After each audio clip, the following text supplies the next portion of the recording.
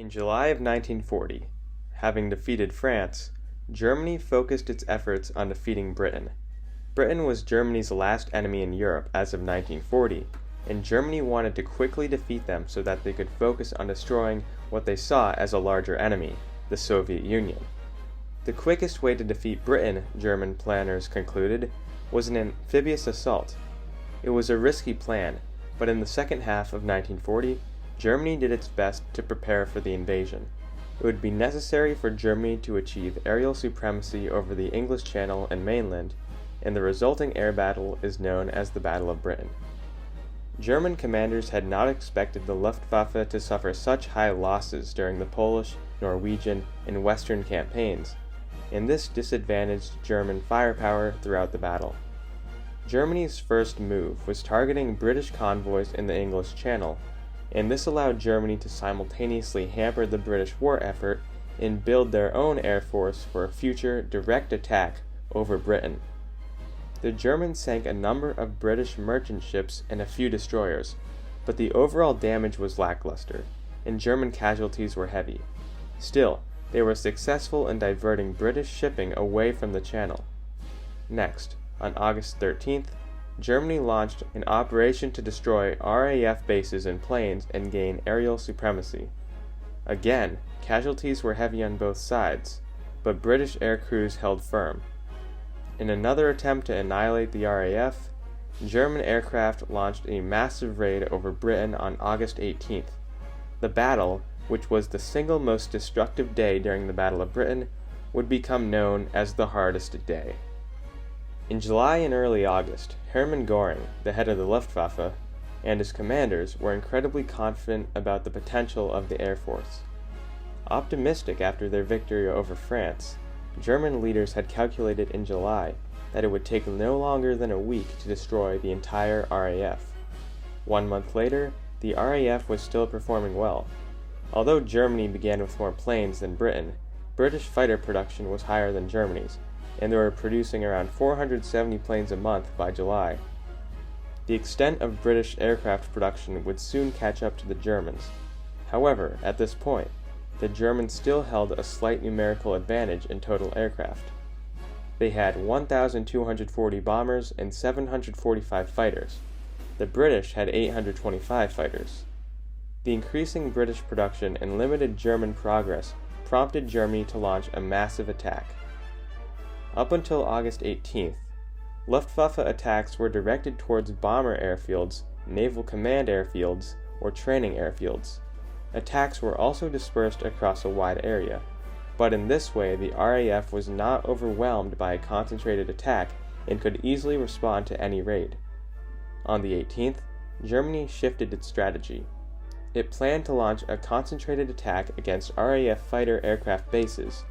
From previous missions, the Luftwaffe had learned of airports strategically important to the RAF, such as Hornchurch, Kenley, and Biggin Hill, and had earmarked them for destruction. These were among the largest airports operated by the RAF. The Germans knew of their importance, but were unaware that they actually contained RAF command centers. It would be a heavy blow to the RAF if they were destroyed. The German assault on August 18th started poorly. The first bomber planes were scheduled to take off from airfields in northern France at 8:50 a.m., but early morning fog and clouds caused the Germans to delay the operation. 2 hours later, at 10:50, German recon planes reported that the weather over southern England was improving. However, they also noted that clouds over northern France were expected to reach England by early afternoon, which had the possibility of disrupting operations at that time. Still, the operation began around 3 hours after its scheduled start, with the first HE-111s taking off at 11:55. They proceeded to meet up with their escort fighters. The haze over northern France continued to delay operations, though. Do-17 and Ju-88 bombers took off but struggled to meet up with their escorts. They had to wait and climb 1,200 meters to get above the clouds, which delayed their attack. At the same time, a number of unescorted Do-17s took off and headed for southeast England. They flew under 30 meters of altitude to avoid British radar detection. The Germans conducted their attack with roughly 110 bombers and 150 escorting aircraft. A group of fighters would go first to distract enemy fighters, and then the bombers would arrive with fighter escort. The German plan was to bomb Kenly Airfield. Ju-88s would make precise dive-bombing attacks to destroy hangars and buildings on the south side of the airfield. The Do-17s would bomb anti-aircraft defenses and bomb the runway, making it impossible for RAF fighters to take off or land. The low-flying Do-17s would destroy anything that was left. This plan was feasible, but required precise timing. Unfortunately for the Germans, they were not on schedule. The high-flying Ju-88 and Do-17s experienced delays due to weather, meaning that the low-flying Do-17s were expected to reach Kenly first, even though the plan required them to make their attack last. At around 12:25 p.m., British radar picked up a large formation of German bombers while they were still off of the French coast. The lingering fog made it difficult to pinpoint the exact number of enemy aircraft, but their estimates were quite accurate. Numerous RAF squadrons of Hurricanes and Spitfires were sent up, and a skirmish ensued. Most RAF formations were patrolling too far north in the Kent area to make contact with the first wave of German fighters, but one squadron patrolled a bit to the south and made contact. The German Bf-109s achieved surprise and had a higher altitude. They swooped down and destroyed 5 Hurricanes with no losses of their own. The 9 low-flying Do-17 bombers had successfully evaded radar detection, but now that they were over the British coast at 1 p.m., aircraft observers reported their location to RAF bases. The British were unsure of where these Do-17s were targeting, but guessed either Kenly or Biggin Hill airfields. Both airfields scrambled fighters. To the surprise of Do-17 pilots, Kenly Airfield was completely intact. They realized that the first wave bombers were behind schedule. Still, they pressed on. Kenly Air Base personnel responded to this threat at 1:10, as it was not obvious that they were the target. RAF Fighter Command had not authorized Kenly to send up its planes, but in an emergency such as this, an airbase could respond in any way that it thought best, without approval from RAF Command. Kenly requested help from 111 Squadron Hurricanes from Croydon Air Base, and they were surprised to find the Do-17s flying at such low altitude. The Do-17s got into attack formation at around 1:20. The Hurricanes attacked the Do-17 formation from their rear. At the same time, British anti-aircraft gunners found it difficult to hit the fast-flying enemies. Many people on the ground were unable to find shelter due to the rapid approach of the enemy planes. In the chaos, a Hurricane was destroyed by ground fire or a Do-17 rear gunner. The Do-17s dropped 9 metric tons of bombs with devastating effect. All 10 hangars, numerous administrative buildings, the station headquarters, and the runway were all damaged or destroyed. The German success was magnified by the fact that the hangars were made of wood and most of the aircraft in them had fuel in their tanks, making a large explosion. As part of the British defense, barrage balloons were set up on the perimeter of the airbase. These were balloons with suspended cables attached to the ground. In this way, any aircraft that hit the cable would crash. These proved to be quite effective, and 2 Do-17s were destroyed by colliding with the cables. In another instance, a Do-17 was downed by either an anti-aircraft gun or a Hurricane. By 1:30, the Do-17s were on their way back to their bases in France. Around this time, the other bombers were approaching Kenly. During the journey to Kenly, British Hurricanes harassed the escorting Bf-109s and had goaded them away into a dogfight at around 6,000 meters. The Hurricanes took heavy losses, but the Ju-88s were now left without an escort as they approached Kenly. As a result, the second bombing run was a failure. More Hurricanes joined the fight with a head-on attack against the German bombers. The escorting Bf-110 heavy fighters put up a good effort, but they were unable to compete with the agility of the British Hurricanes. The Ju-88s were forced to break formation, causing their bombs to drop chaotically and inaccurately, limiting the damage to the runway but managing to damage the hospital. After the attack on Kenly, a new wave of planes headed for Biggin Hill Air Base, and they were assisted by an additional 9 low-flying Do-17s. The attack by the HE-111s in this raid saw similar failure as the Ju-88s over Kenly. The vulnerable HE-111s were viciously attacked by RAF planes.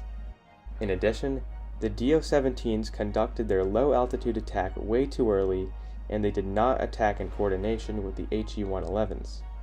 Barrage balloons and anti-aircraft fire disrupted many of the bombers. The British were also far more prepared to defend the attack because they were alarmed by the attack on Kenly Airfield.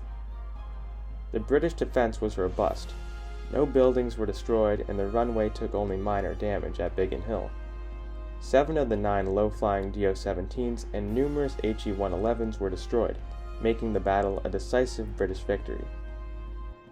Taking off from bases in Brest and Normandy at around 1:30, 109 Ju-87 dive bombers and 130 Bf-109s targeted bases in Hampshire and Sussex and the radar station in Sussex. German intelligence was once again faulty. They targeted a coastal command airbase on Thorney Island, about 12 kilometers east of Portsmouth. They also attacked Fleet Air Arm naval air bases at Gosport and Ford. In hindsight, bombing these bases, which were not under RAF command, had little strategic value. At the same time, the Germans were working off of faulty intelligence, so they believed that the bases posed a major threat. The German goal was to destroy British fighters on the ground, but these bases did not store fighters. The British responded to the Ju-87s at around 2 p.m. The British mustered a force of 68 fighters, which was half of the number of German fighters. The fighters around Kenly and Biggin Hill airfields were still refueling after the battle there, and could not immediately attack the Ju-87s. The initial Stuka attack on Pauling Radar Station near Worthing was successful, attacking in groups of 3 to disperse anti-aircraft fire, and bombing into the wind. Stukas damaged the radar station so severely that it was out of action for the next 2 weeks. However, additional British radar systems covered the area previously monitored by the Pauling station. The attacks on Ford and Gosport air bases were also successful on the tactical level. At Ford, there was very little anti-aircraft defenses, and buildings, hangars, oil tanks, and some tightly packed aircraft were obliterated. 26 British aircraft were damaged, and 14 were destroyed. The destroyed aircraft were aging torpedo bombers, so the Germans failed in their objective of crippling the RAF fighter force. At Gosport, 5 planes were damaged, and another 5 were destroyed. The runway, numerous buildings, including 2 hangars, and 10 barrage balloons were destroyed. The initial German success soon turned into a disaster for the Ju-87s. Stukas approaching Thorney Island were attacked by hurricanes. Even though the Germans had twice as many fighters, poor management and planning led to poor performance. The escorting Bf-109s were flying too far away from the Stukas to put up an adequate defense. The British were able to keep the Bf-109s separate from the Stukas by sending planes to attack the Bf-109s in a dogfight. Despite the presence of hurricanes, the Stukas continued their bombing run, severely damaging the hangars and runway at Thorney Island Air Base. RAF fighters also attacked the Ju-87s around Ford Air Base. Over time, more RAF fighters and Bf-109s joined the fight. By the end of the combat, 17 Ju-87s had been destroyed, with 2 more damaged, and 6 Bf-109s had been destroyed. The British suffered just 5 destroyed fighters and 4 damaged fighters. The raid by Ju-87s was incredibly unsustainable for the Luftwaffe. After August 18th, the Germans would no longer use the slow and cumbersome Ju-87s to bomb land targets in England. After the midday attacks, German planes returned to their bases in France to rearm and refuel for more raids. During the pause in the German raids, the British launched a small incursion of 4 planes over northern France. Due to lots of cloud cover, the 2 bombers failed to identify their targets, but lower-flying Spitfires obtained photographs of ports and bases in northern France. At 5 p.m., 109 Do-17s and HE-111s, along with 140 Bf-109s and Bf-110s, took off and headed for bases at Hornchurch and North Wales. The HE-111s over Hornchurch could not locate their targets due to poor weather and were forced to turn back. On the way back to France, they were attacked by Hurricanes and Spitfires, some of which were armed with powerful 20mm cannons. For the loss of 2 fighters, British pilots destroyed 4 HE-111s and damaged another, and destroyed 7 Bf-110s and damaged 6. Meanwhile, 58 Do-17s were flying over northern Kent. British Hurricanes attacked. The escorting Bf-109s engaged the Hurricanes, keeping them away from the bombers. By the end of the dogfight, 4 fighters had been lost on either side. As the Bf-109s distracted the Hurricanes, the German bombers approached the Chatham Naval Yard in Kent, but poor weather prevented any chance of a successful bombing run. They returned to France. As night began to fall, Germany launched one last attack over different cities such as Leeds, Sheffield, and Hull, but inflicted little to no damage. At the same time, Britain launched a force of 36 Blenheim bombers to raid air bases in the Netherlands and France. The raid had limited success, with the bombers only destroying 2 Bf-109s on the ground. From a grand perspective, the effect of the German raid was limited. The primary German objective was to destroy RAF planes on the ground, but they only managed to destroy 8 British fighters on the ground. Airfields at Kenley and Biggin Hill were repaired quickly, and the damaged Pauling radar station was supplemented by numerous mobile radar stations. In the event that an airbase was put out of action, it was possible for British fighters to operate out of open fields, so disabling bases wouldn't necessarily put the RAF out of action. The Germans simply did not have enough firepower to disable the RAF. It could take over 75 tons of bombs to disable an airbase, but this usually required over 50 German medium bombers to drop all of their ordnance on target. This task was hampered by British fighters. In total, the Germans lost roughly 70 planes with another 30 damaged. The British lost around 60 planes destroyed, about 2/3 of which were fighters. Around 62 planes were damaged. Many of these damaged planes were naval bombers, which were beyond the scope of German objectives. The Germans had 134 pilots killed or captured, and the British only had 10 pilots killed. Losses were unsustainable for both sides, but more so for the Germans. The Luftwaffe took a hit to its reputation, and both Hitler and Göring were displeased. Over time, the plans to invade the British mainland would be indefinitely postponed due to the failure of the Luftwaffe in the Battle of Britain.